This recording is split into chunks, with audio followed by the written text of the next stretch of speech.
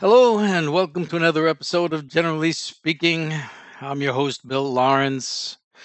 This is recorded Saturday, November 1st, 2025. Please hit the like, subscribe, and notify buttons. Let's just get right into it.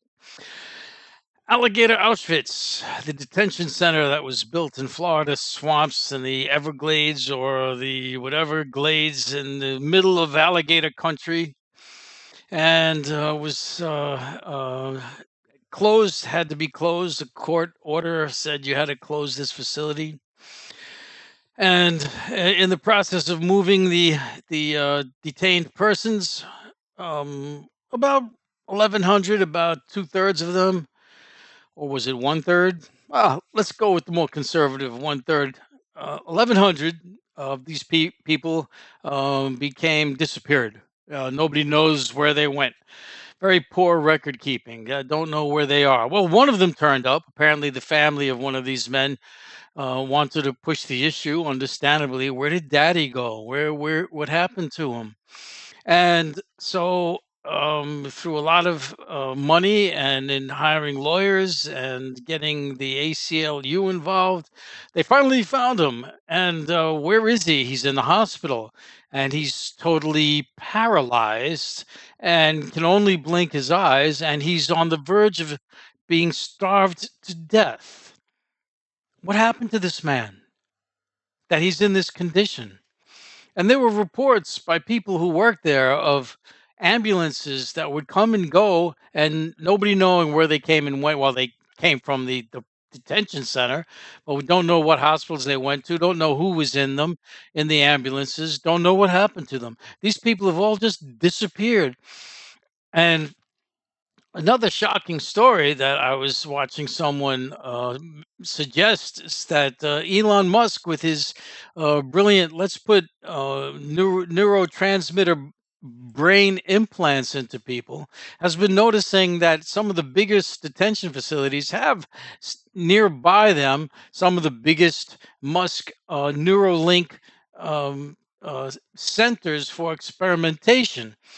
And so, what happens to people in the detention centers that nobody knows any bouts where they are, and they could just disappear into one of these Neuralink centers for experimentation?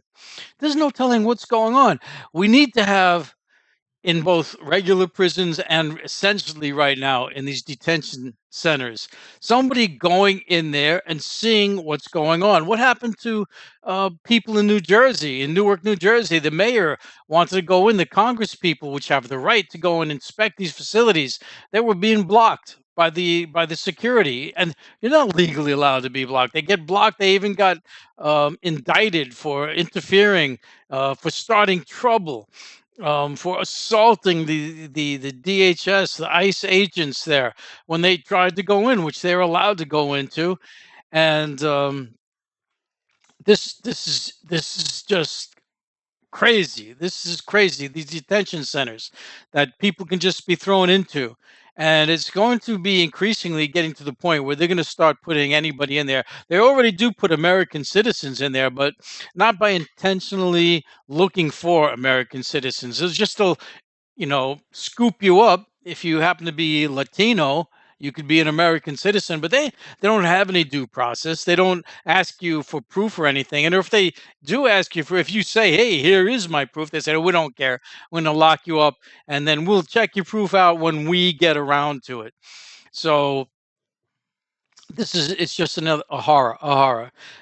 Just talking about these kind of things, when people get deported, it's bad that they just get deported. Maybe say, well, they were here illegally, so what do things, that's what happens when you're here illegally. But how do you get deported, let's say, to a jail?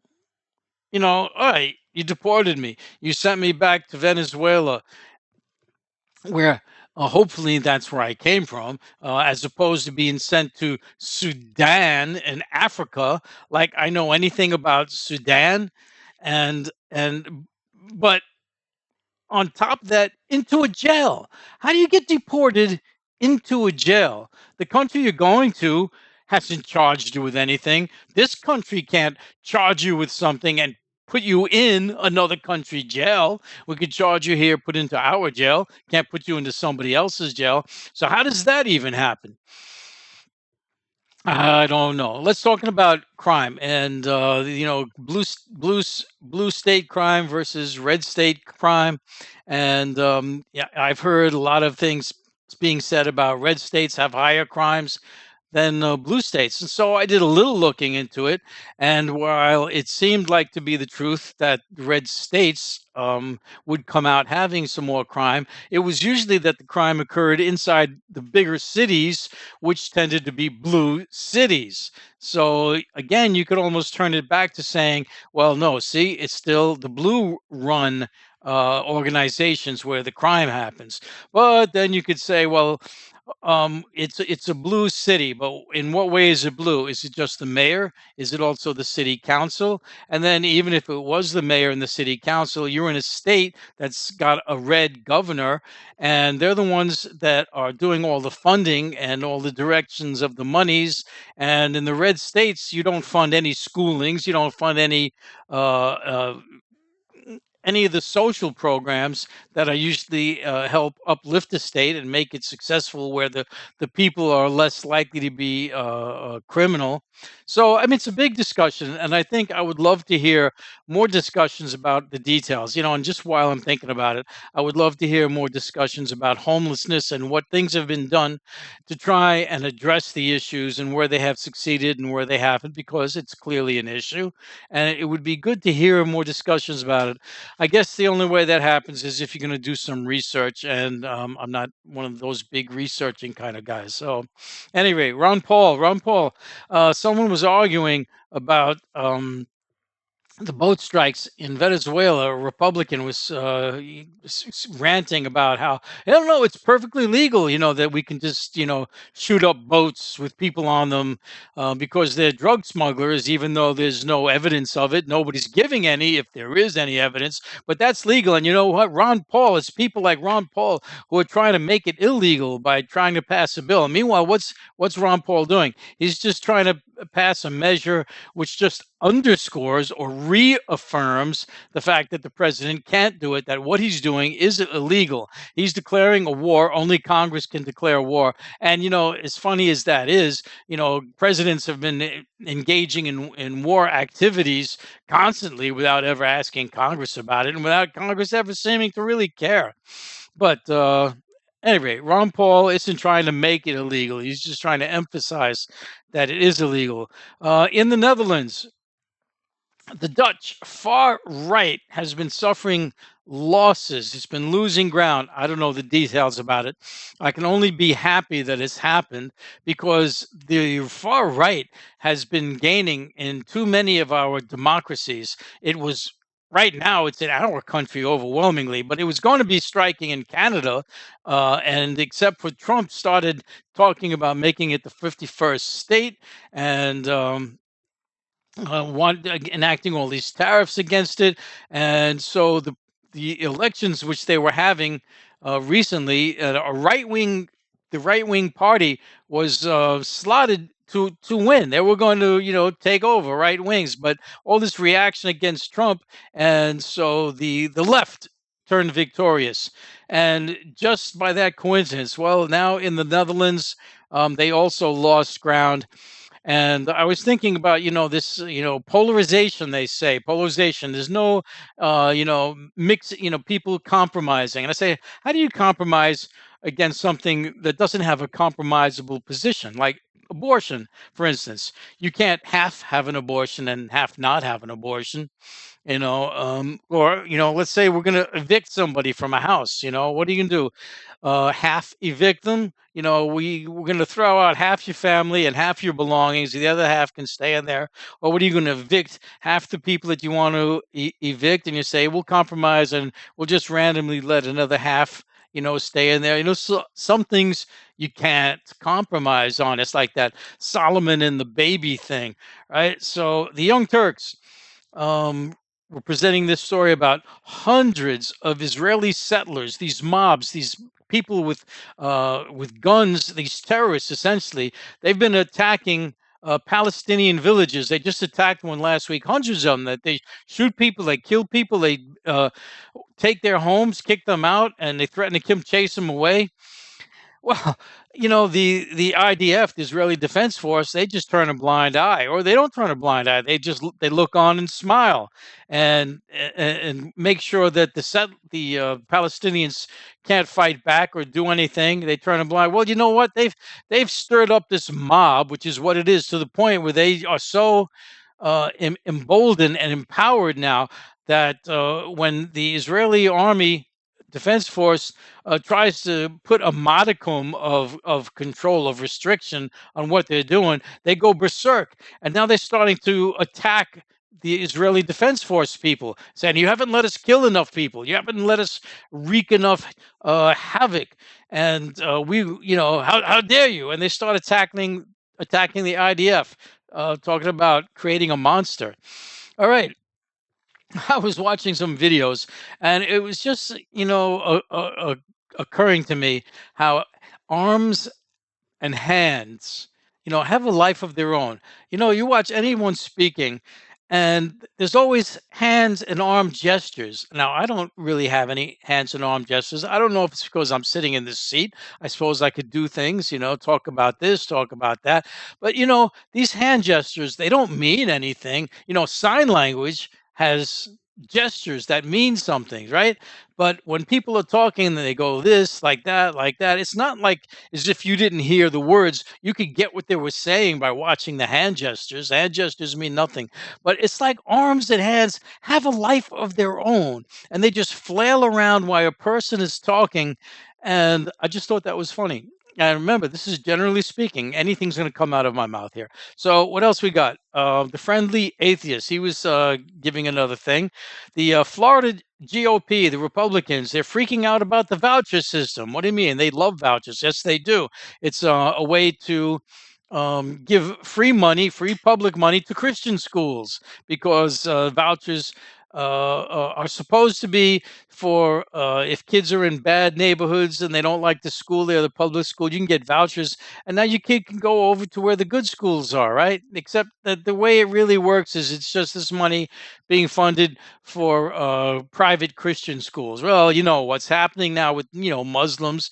They're using the voucher systems too, so their kids can go to Muslim schools, and they're just the same as Christian schools, except that they're Muslim. And the Republicans are starting to freak out about this. So this one woman who is an influencer, and she was going on and on about all the horrors of this. They're preaching Sharia law, and they want to, inculcate terrorists, these Muslim schools.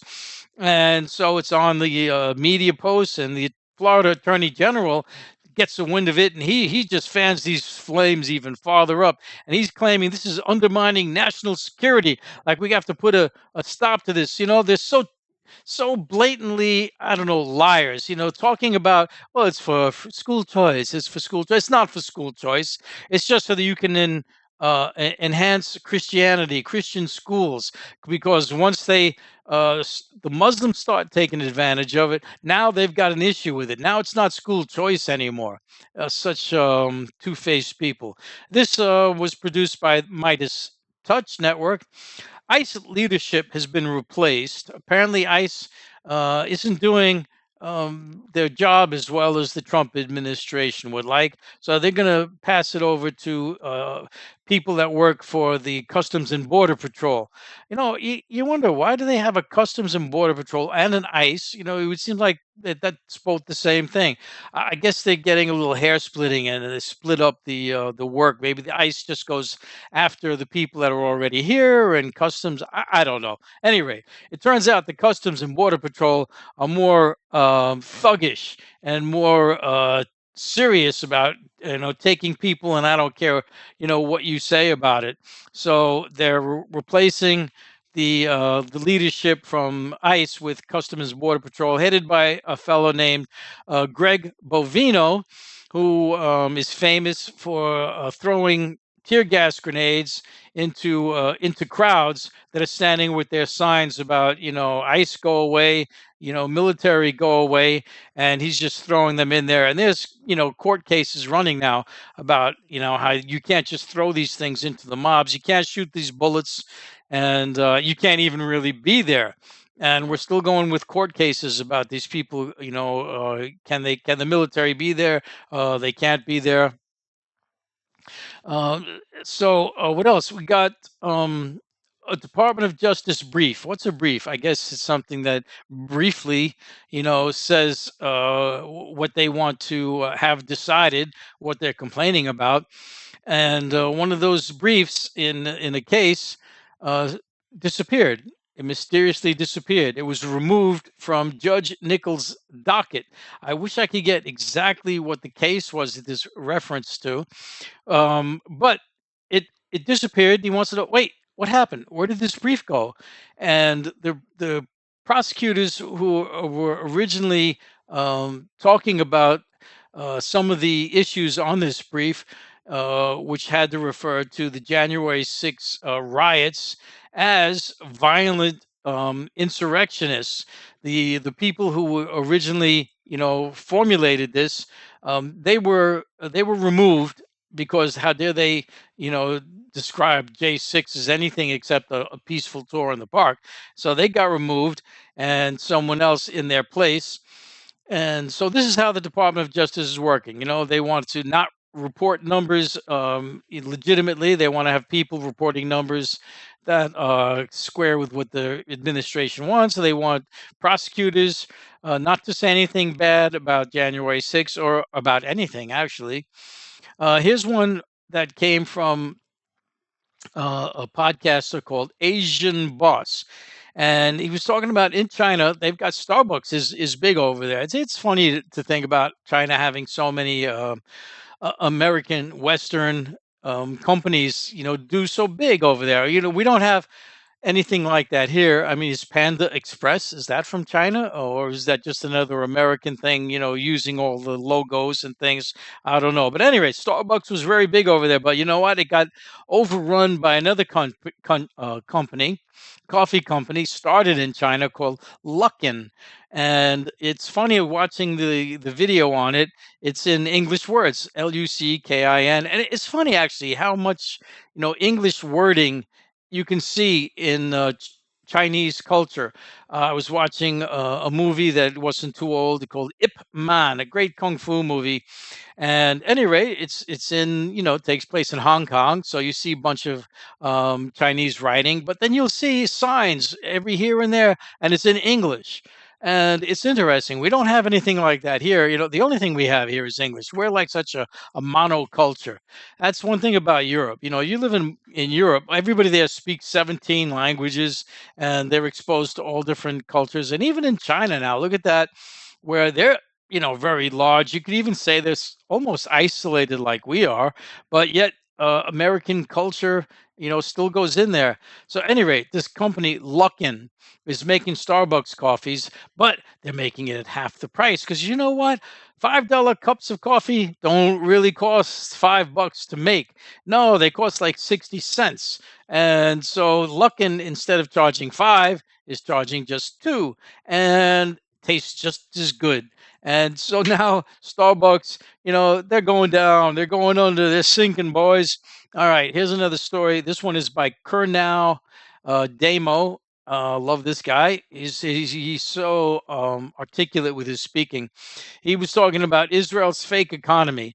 Israel's economy is fake because it entirely relies on the money that comes from the United States. We totally support that country. If we ever stop just handing out handouts, that's what it is. This country, we don't want to give handouts to any of our people, but we'll give handouts to Israel, and handouts to Argentina, and handouts to the corporations.